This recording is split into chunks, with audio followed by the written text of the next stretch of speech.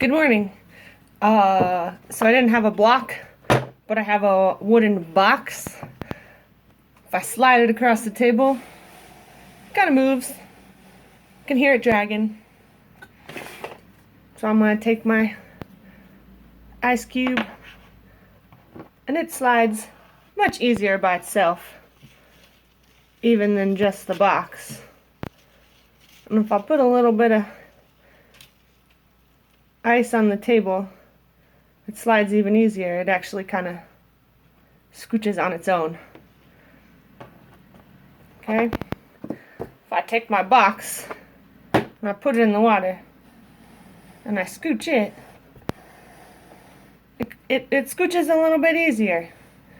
Just a little bit. I think my box is kind of a little too big and it wants to soak it up, but there's less drag you can hear on the table. So, the question, which object in the experiment slid more easily? Well, the ice cube did, obviously. Especially once the table was wet and there was some liquid water underneath the ice that seemed to slide really easily. And how does this experiment mimic what's happening in the glacier itself?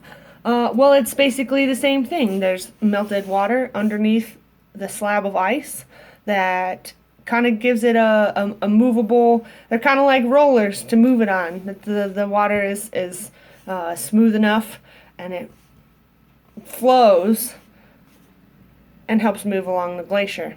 Whether this makes sense in me saying it out loud, I don't know, but it makes sense to me in my head that there's a nice layer of movable liquid underneath the solid that gives it the ability to move at such great speeds that the glacier would move anyway because of gravity and how heavy it is, but the liquid water underneath it gives it a runner to just slide easily down the hill. So, hope everybody's having a great day, and I hope this actually concludes the experiment.